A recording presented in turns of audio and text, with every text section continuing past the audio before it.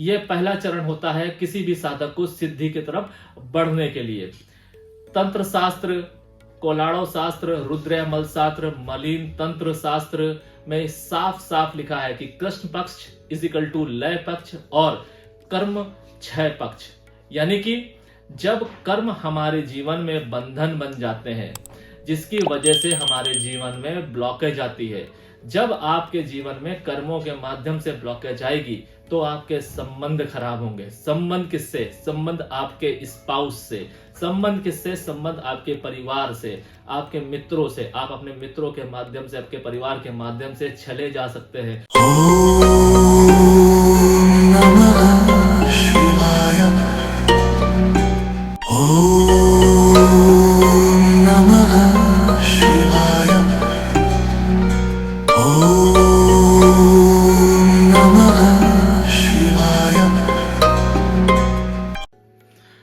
तंत्र की श्रृंखला को जारी रखते हुए आज मैं आपको बताने वाला हूं कि किस तरीके से आप अपने जीवन में सात्विक तंत्र को जगह देकर अपनी इच्छाओं को पूरा कर सकते हैं। जब भाग्य सो जाता है, या फिर यूं कहा जाए कि जब चीजें भाग्य से पूर्ण नहीं होती है, तब तंत्र सहारा बनता है।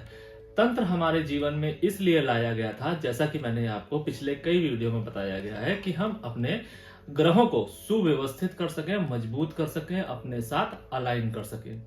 लेकिन हमने उसको गलत तरीके से समझकर गलत गतिविधियों में इंडल्ज करके अपनी इच्छाओं को पूरा करना शुरू कर दिया। तंत्र का सीधा समावेश इस बात पर निर्भर करता है कि हमें अपनी इच्छाएं पूरी करनी है, ना कि किसी को हार्म पहुंचाना है। लेकिन जहां हम तंत्र को ग्रहों को मजबूत करने के लिए यूज करना चाहिए था, वहीं आज हम तंत्र को ग्रहों को उस हद तक मजबूर कर देते हैं जिससे हम लोगों का नुकसान करने लगे हैं। सात्विक तंत्र से हम अपने आप को मजबूत बनाते हैं, अपने जीवन से जो ब्लॉकेजेस हैं उनको दूर करते हैं, साथ ही साथ हम अपनी हर एक इच्छा को पूरी कर सकते हैं। इच्छा क्या? आपके करियर से रिलेटेड, आपके नियर एंड डियर से रिलेटेड, आपके इमोशन और भावनाओं से रिलेटेड, आपके धन से रिलेटेड, यानी कि इन सभी चीजों से रिलेटेड जिनके जीवन में समस्याएं हैं और भाग्य साथ नहीं दे रहा है, तब आप तंत्र को अपने जीवन में ला सकते हैं। मैंने पिछले वीडियो में आपको बताया था कि ऐसे कौन से जातक जातिकाएं हैं जिनको तंत्र अवश्य करना चाहिए और उनके जीवन में हार्मनी सिर्फ और सिर्फ तंत्र के माध्यम से ही आ सकती है। आज के वीडियो में आप जानेंगे कि किस तरीके से यह तंत्र हमारे जीवन में काम करता है, क्या है ये प्रोसेस, और आप किस तरीके से इसको करके अपने जीवन को सात्विक और हार्मनी लायक बना सकते हैं। Welcome celestial seekers to the cosmic journey where the stars align and destinies unfold. मैं यहां हूं ताकि ब्रह्मांड के रहस्यों के माध्यम से आपको गाइड कर सकूं और ज्योतिष के ज्ञान से आगे का मार्ग प्रकाशित कर सकूं। तंत्र, आज हम बात करने वाले हैं कि तंत्र कैसे काम करता है। जो भी जातक जातिकाएं सिद्धि को लेके बहुत ज्यादा परेशान हैं, सिद्धि को लेके बहुत ज्यादा उत्सुक हैं, वो किस तरीके से सिद्धि की तरफ अपना पहला चरण बढ़ा सकते हैं। जैसा कि आप लोग जानते हैं कि हमारे हर मंत्र में शुक्ल पक्ष और कृष्ण पक्ष दो पक्ष आते हैं, जिसमें तंत्र से रिलेटेड जो पक्ष होता है वो होता है कृष्ण पक्ष। अब चाहे आप सात्विक तंत्र करें या फिर तामसिक तंत्र करें, दोनों ही सूरतों में आपको कृष्ण पक्ष को ही लेवरेज करना पड़ेगा। इसके साथ साथ जो कृष्ण पक्ष की तिथियां होती हैं, इन तिथियों का भी विशेष महत्व है। जैसे कृष्ण पक्ष की चतुर्थी से लेके कृष्ण पक्ष की दशमी, ये बहुत अहम तिथि हैं। जो भी साधक इन तिथियों का यूज नहीं कर पाते हैं, वो फिर अमावस्या का यूज करते हैं। अमावस्या का यूज उन साधकों के लिए बहुत ज्यादा जरूरी हो जाता है, या फिर आप ये समझिए कंपलसरी हो जाता है, जो एडवांस लेवल के साधक बन चुके हैं। लेकिन अगर आप इनिशिएट कर रहे हैं और आपके पास में कोई सिद्धि नहीं है और आप कोई सिद्धि पाना चाहते हैं, तब आपको अपने जीवन में कृष्ण पक्ष की चतुर्थी से लेकर कृष्ण पक्ष की दशमी तक आपको एक सीधा सा प्रोसेस होता है, उसको फॉलो करना है। यह ठीक वैसा ही है कि जब आप अपनी आत्मा को और अपने आत्मबल को जगाएंगे, अपने शरीर को, अपनी बॉडी को इस लायक बनाएंगे कि वो आपके जीवन में जिस भी सिद्धि को लेकर आप कोशिश कर रहे हैं वो उसको संभाल सके, अपने मन को इस हद तक नियंत्रण कर पाएंगे कि उस सिद्धि के माध्यम से आप किसी को नुकसान ना पहुंचाएं और उसका उपयोग कब कहां कैसे करना है ये सीख पाए। इसके अलावा आपके जीवन में भौतिक सुख का क्या अभिप्राय है, कहीं आप इन्फ्लुएंस तो नहीं हो रहे हैं, इसकी क्लैरिटी आएगी। यानी कि आपके दिमाग में जो भी मेंटल ब्लॉकेजेस है वो दूर होगी। तंत्र जब आपके जीवन में आता है तब एक शक्ति का समावेश होता है आपके अंदर, और ये शक्ति आप संभाल पाएंगे या नहीं संभाल पाएंगे इस पर बहुत ज्यादा निर्भर करता है। साधक बहुत कोशिश करते हैं सिद्धियों को पाने के लिए, मगर जब तक ईश्वर या उस तंत्र से रिलेटेड जो भी यक्षिणी है या देव है या भैरव खुद क्यों ना हो, वो आपको सिद्धि तब तक नहीं प्रदान करेंगे जब तक आप उसको संभालने लायक नहीं हो जाएंगे। अभी हम इसको एक छोटे से उदाहरण से समझते हैं। समझिए कि जैसे मान लीजिए आपको भूख लगती है, भूख लगने पर आप कुछ भी खाते हैं, वहीं एक दूसरा व्यक्ति है जो सिर्फ क्लीन डाइट लेता है। दोनों ही अपने पेट को भर रहे हैं, लेकिन दोनों अलग तरीके से अपनी भूख को मिटा रहे हैं। जैसे जो कुछ भी खा रहा है उसकी भूख तो मिट रही है, मगर एक समय के बाद उसको मानसिक प्रॉब्लम हो सकती है, उसको शारीरिक प्रॉब्लम हो सकती है। क्यों? क्योंकि जैसा आप अन्न खाएंगे वैसा ही आपका मन होगा। ये कहावत वहीं से उठकर आई है। ठीक इसी प्रकार से जो व्यक्ति क्लीन खा रहे हैं, प्रोटीन हाई विटामिन्स के फूड ले रहे हैं, उनके जीवन में जो भी चीजें होंगी मेंटल से लेके फिजिकल तक, वो सब कुछ अलाइंड होंगी, बैलेंस्ड होंगी। और जब आपका फिजिकल और मेंटल बैलेंस होगा तब आपके डिसीजन अच्छे जाएंगे, आपकी बॉडी लैंग्वेज अच्छी जाएगी। जैसे ही आपकी बॉडी लैंग्वेज अच्छी जाएगी, आपके अंदर जो भी शक्ति होगी उसको आप सही तरीके से यूज कर पाएंगे, लेवरेज कर पाएंगे। अब हम समझते हैं कि कृष्ण पक्ष की चतुर्थी से लेकर दसवीं का क्या प्रारूप है। कृष्ण पक्ष की चतुर्थी गणेश जी को समर्पित है। अब यहां पर आपको यह नहीं समझना है कि गणेश जी को तो रिप्रेजेंट बुधवार का दिन करता है, बुधवार का दिन करता है, लेकिन वो सेकेंडरी टर्म है। प्राइमरी टर्म जो है वो कृष्ण पक्ष की चतुर्थी है। यानी कि महीने में जो एक कृष्ण पक्ष की चतुर्थी आती है वो डेडिकेटेड रहती है भगवान गणेश को। और जब हम भगवान गणेश को प्रथम पूज्य को अपनाकर कोई सिद्धि की तरफ आगे बढ़ते हैं तो हमारे मन की शुद्धि होती है। ठीक इसी प्रकार से कृष्ण पक्ष की पंचमी जो कि नागदेव यानी कि सर्प देव को रिप्रेजेंट करती है, ये क्या करते हैं? ये हमारे शरीर को डायग्नोस करते हैं, हमारे शरीर को क्लीन करते हैं, हमारे बॉडी को इस लायक बनाते हैं कि वहां पर जो भी हमारी ऊर्जा है मंत्रों के माध्यम से या फिर शास्त्रों के माध्यम से वो ऊर्जा वहां पर ठहर सके।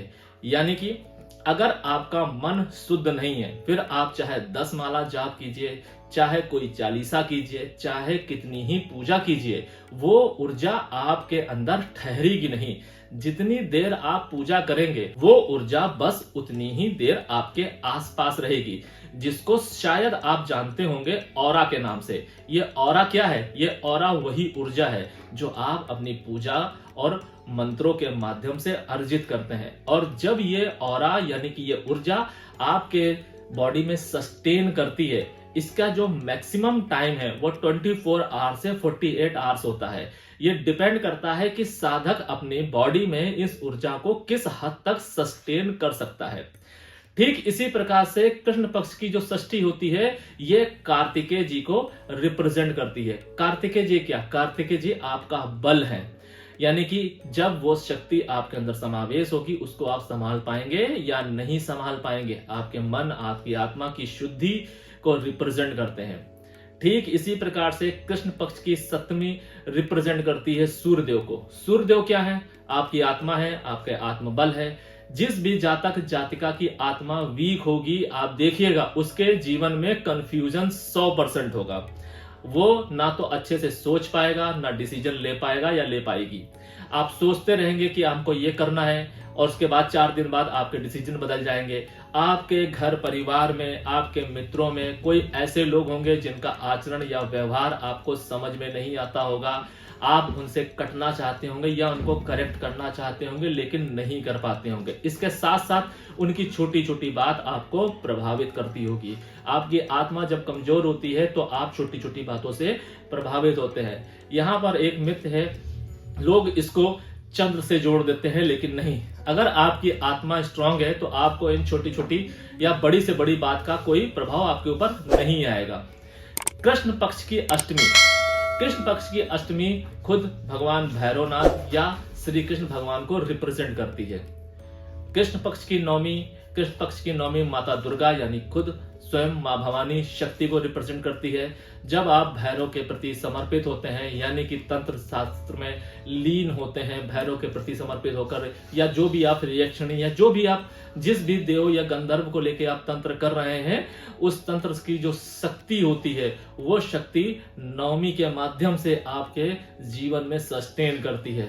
कृष्ण पक्ष की दसवीं यानी कि भगवान यम उस पूरी सिद्धि को चैनलाइज करते हैं कि आप उसका यूज कैसे करेंगे। आपके जीवन में जो सिद्धि आई है उस सिद्धि का उपयोग आपके लिए कैसे होगा, ये सारी मेंटालिटी और शारीरिक स्ट्रेंथ ये सब कुछ यमदेव डिसाइड करते हैं। आपके जीवन का संपूर्ण सुरक्षा चक्र माता दुर्गा यानी कि आपके नौवीं और दसवीं मिलकर डिसाइड करते हैं कि आपके जीवन में किसी भी तरीके का तंत्र, भय या उच्चाटन इस तरीके की कोई चीजें आपके ऊपर ना है, आपको पूरी तरीके से सिक्योर करते हैं। सीधा सा प्रारूप है कि जब आप इन सारी चीजों को करेंगे एक सीक्वेंस से, चतुर्थी से लेके दसवीं तक, ये एक सीधी सी सरल सी पूजा है। इसमें ज्यादा चीजें नहीं लगती हैं, सिर्फ एक दिया लगता है, शांत जगह लगती है और एक मंत्र होता है जिसको आपको कम से कम 6 महीने चैंट करना है। जब आप इस तरह करेंगे तो आपका शरीर उस लायक हो जाता है, आपका मन उस लायक हो जाता है कि आप उन सिद्धियों को सस्टेन कर पाए, संभाल पाए। यह पहला चरण होता है किसी भी साधक को सिद्धि की तरफ बढ़ने के लिए। तंत्र शास्त्र, कोलाड़ो शास्त्र, रुद्रमल शास्त्र, मलिन तंत्र शास्त्र में साफ साफ लिखा है कि कृष्ण पक्ष = लय पक्ष और कर्म क्षय पक्ष। यानी कि जब कर्म हमारे जीवन में बंधन बन जाते हैं, जिसकी वजह से हमारे जीवन में ब्लॉकेज आती है, जब आपके जीवन में कर्मों के माध्यम से ब्लॉकेज आएगी तो आपके संबंध खराब होंगे। संबंध किससे? संबंध आपके स्पाउस से। संबंध किससे? संबंध आपके परिवार से, आपके मित्रों से। आप अपने मित्रों के माध्यम से, आपके परिवार के माध्यम से छले जा सकते हैं और उस छल के प्रभावित होकर आपका पूरा जीवन तहस नहस हो सकता है। आप वहीं के वहीं स्टक होंगे, मतलब आपके जीवन में ग्रोथ रुक जाएगी। सपोज कीजिए कि आपके परिवार का कोई व्यक्ति आपके जीवन में एक ऐसा धोखा लेके आ गया जिसको आज तक आप बर्दाश्त नहीं कर पा रहे और आपका जीवन वहीं पर रुक गया है। अगर ऐसा है तो आप कर्मों से जूझ रहे हैं, आपके जीवन में अगर ग्रोथ नहीं हो रही है।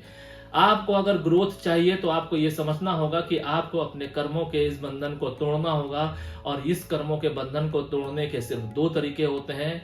पहला तरीका होता है स्वीकार करना, दूसरा तरीका होता है तंत्र। तंत्रों के माध्यम से भी आप कर्मों से दूर हो सकते हैं, लेकिन अभी आपको नहीं पता है कि किस रिश्ते के माध्यम से आपके ऊपर कर्मों का बोझ है, आप किसके प्रति कर्म बंधन लेके बैठे हुए हैं या सामने वाला आपका कर्म बंधन लेके तो नहीं बैठा है। कर्म ऋण क्या है? वही कर्म ऋण आप अगर चाहें तो तंत्रों के माध्यम से भी तोड़ सकते हैं। मगर इसमें एक चीज आपको ध्यान रखनी है कि जब भी आप किसी भी सिद्धि में जाएं, जो फॉर्मूला, जो फॉर्मेट मैं बता रहा हूं इस माध्यम से जाएं, या अगर आपके जीवन में कोई दूसरा गुरु है जो भी सिखा रहा है आपको, तो भी आपको एक चीज का ध्यान रखना है कि आपको मेंटली क्लीन रहना है। आपके अंदर एक्सेप्टेंस होनी चाहिए, भले आपने किसी के साथ गलत ही क्यों ना किया हो, क्योंकि हम इंसान हैं, हम कहीं ना कहीं गलतियां कर बैठते हैं। वो गलतियों को अगर आप एक्सेप्ट कर लेते हैं और उसके बाद अपने आप को बैलेंस करके ग्रोथ की तरफ आगे बढ़ते हैं तो वो कर्म कट जाते हैं।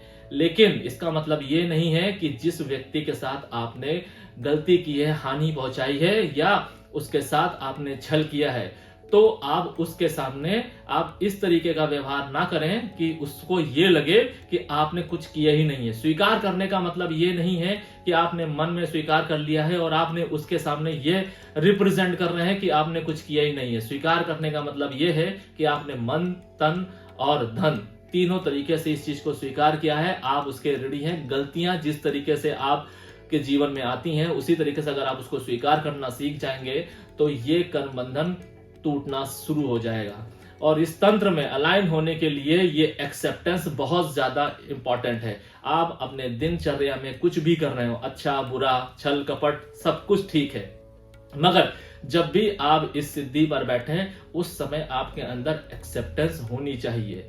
सबसे बड़ा सच ये है कि छल के प्रति भगवान कृष्ण या हमारे जो भी आपके इष्ट हो वो हमें दंड नहीं देते हैं। हमें दंड तब मिलता है जब हम किसी भी इंसान के साथ छल करके उससे उम्मीद लगाते हैं। यानी कि आपने किसी भी इंसान या किसी भी रिश्ते, किसी भी दोस्त के साथ छल किया और उससे आप उम्मीद लगा के बैठे हैं कि वो आपके लिए अच्छा करेगा या अच्छा करेगी, वो आपके वो ये देगा या देगी। उस कंडीशन में भगवान आपको कभी माफ नहीं करेंगे। छल एक इमोशन है जो हो सकता है आपने किसी ना किसी चीज के वशीभूत होकर आपने उसका उपयोग किया है, लेकिन उस छल करने के बाद अगर आप सामने वाले से उम्मीद लगाकर बैठ रहे हैं तो ये बन जाता है पाप। यही पाप आपके जीवन में कर्म बंधन बनता है, जिससे आपका जन्म और कई जन्म कई पीढ़ियां तक बर्बाद हो सकती हैं। तो आपको बस दो चीजों का ध्यान रखना है कि अगर आप किसी के साथ छल कर रहे हैं या किया है तो उससे उम्मीद लगाना बंद कीजिए। दूसरी चीज, एक्सेप्टेंस आपके अंदर होनी चाहिए। ये दो वो चीजें हैं जिससे आपके चक्रास, आपकी आत्मा क्लीन होगी, और जब आपकी आत्मा क्लीन होगी तो जो भी पूजा पाठ आप दिन में करते हैं, यहां पर मैं तंत्र की बात नहीं कर रहा हूं, वो आपको लगने लगेगी और उसके माध्यम से जो ऊर्जा है वो आपके जीवन में सस्टेन करेगी। भले 10 मिनट 15 मिनट या आधा घंटा करे, लेकिन वो सस्टेन करेगी। और जब वो पॉजिटिव ऊर्जा आपके शरीर में, आपके आसपास सस्टेन करेगी तो आप उसका प्रभाव देखेंगे, आपके जीवन में खुशियां, हार्मनी आनी तय है। लेकिन अगर आप ऐसा नहीं करेंगे तो आपको सिर्फ ये ऊर्जा उसी वक्त तक फील होगी जिस वक्त तक सिर्फ आप पूजा करेंगे। अब ये पूजा आप चाहे किसी भी रूप में कर रहे हैं, भगवान को जल चढ़ाने से लेकर मंत्र जाप करने तक, आरती करने से लेकर उनको तिलक करने तक, वो कोई भी प्रारूप हो सकता है। लेकिन अगर आप क्लीन हैं, आपकी आत्मा क्लीन है, तो आप सुबह उठेंगे और सिर्फ एक छोटा सा नमन और आपका जो ऑरा है वो पूरी तरीके से रिचार्ज हो जाएगा अगले 24 टू 48 आवर्स के लिए। तो ये बहुत ही सरल और सटीक तरीका है। जिन भी जातक जातिकाओं को तंत्र में इंडल्ज होना है वो कृष्ण पक्ष की चतुर्थी से लेकर कृष्ण पक्ष की 10वीं तक ये पूजा कर सकते हैं। पूजा में लगने वाली जो चीज है, एक दिया सरसों के तेल का या फिर तिल के तेल का, शांत स्थान, और ये जो तंत्र की पूजाएं होती हैं वो रात्रि 9 बजे के बाद ही होती हैं। ध्यान रखिए, सात्विक तंत्र आपके जीवन में हार्मनी 100% ला सकता है, मगर उसका तरीका आपको पता होना चाहिए। इसके साथ साथ आपको यह पता होना चाहिए कि कौन सा तंत्र आपके जीवन को 360 डिग्री बदल सकता है। इसको समझने का सबसे अच्छा तरीका यही है कि जैसे हमारी कुंडली बताती है कि हमारे इष्ट कौन है, आपके परिवार वाले बताते हैं कि आपके कुल देवी देवता कौन है, इसी तरीके से आपकी कुंडली ये भी बताती है कि कौन सा तंत्र आपके जीवन में हार्मनी ला सकता है। उस छोटे से प्रोसेस को अगर आपने कृष्ण पक्ष की चतुर्थी से लेके कृष्ण पक्ष की 10वीं तक अप्लाई किया, बाकी के दिन में आप कोई पूजा करे ना करे कोई फर्क नहीं पड़ता है, लेकिन आपके जीवन में हार्मनी आनी 100% तय है। मगर इस बात का ध्यान रखना है कि आपको अपने जीवन में क्लैरिटी रखनी है, एक्सेप्टेंस रखनी है। एक्सेप्टेंस क्या, क्योंकि हम जाने अनजाने में कुछ ना कुछ गलतियां करते रहते हैं, ये एक अटल सत्य है, यूनिवर्सल ट्रूथ है। इसको अगर आप क्लीन करके इस तंत्र में इंडल्ज होंगे तो आपको वो हर एक चीज मिल जाएगी जो भी आप चाहते हैं। कोई जो धन आपका डूबा है वो धन मिल जाएगा, कोई रिश्ता अगर आपका छूटा है तो वो रिश्ता आपको मिल जाएगा, अगर आपको मन चाहे नौकरी चाहिए वो नौकरी भी मिल सकती है। यानी कि आप जो सोच सकते हैं ये तंत्र वो आपको दे सकता है। इस तंत्र में मंत्र कौन सा यूज करना है ये कुंडली टू कुंडली वेरी करेगा। अगर आपको इस तंत्र में इंडल्ज होना है, इनिशिएट करना है, सिद्धि के लिए आगे बढ़ना है, तो आप हमसे कंसल्ट कर सकते हैं। व्हाट्सएप के माध्यम से स्क्रीन पे जो नंबर चल रहा है उसके माध्यम से आप कंसल्ट कर सकते हैं, कमेंट के माध्यम से आप हमसे कंसल्ट कर सकते हैं, या फिर अगर जो भी मैंने चीजें बताई हैं इसमें कुछ ऐसा है जो आपको समझ में नहीं आया है या कोई सवाल आपके माइंड में टिक टिक कर रहा है तो भी आप हमसे पूछ सकते हैं।